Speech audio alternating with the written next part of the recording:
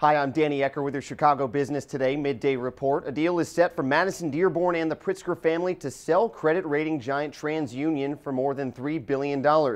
It'll go to two private equity funds, Advent International and an arm of Goldman Sachs, although management of the Chicago-based TransUnion will stay intact. The deal comes as the credit reporting industry faces major federal oversight for the first time from the newly created Consumer Financial Protection Bureau. Madison Dearborn bought a 51% stake in TransUnion in June 2010, while the Pritzker family retained about 48% of the company.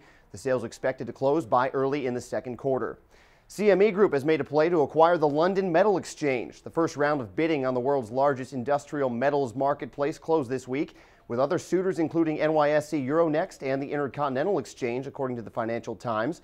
They say bids are valuing the LME at more than $1.5 billion and will be considered by the company's board next week.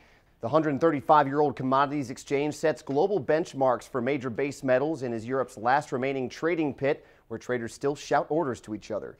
Well, the number of long-term unemployed Illinois workers continues to push record highs. A report last month looking at Midwest unemployment in the last decade showed that in 2010, 42% of those out of work in the state had been hunting for at least 6 months, and more than a third of that group for more than a year, this according to Northeastern University's Center for Labor Market Studies.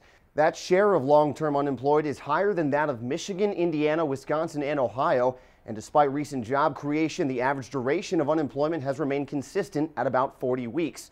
A large portion of those out of work long-term came from the manufacturing sector, where 28% of high-tech jobs were lost in the last decade, from a peak of 2.5 million back in 2000, according to a government study. You can get a better look at the data through our interactive graphic at chicagobusiness.com. And Caterpillar is building a new plant in Georgia, creating about 1,400 jobs there in the process, just days after it said it was not considering Illinois for its U.S. expansion. It's in line with what the company's CEO Doug Oberhelman wrote about in a commentary piece in Sunday's Chicago Tribune, that while he'd like to expand CAT's workforce in Illinois, the state's unbalanced budget and workers' compensation rates are getting in the way. That sparked a response from Governor Quinn, who defended the state's industrial business climate, saying recent reforms are helping.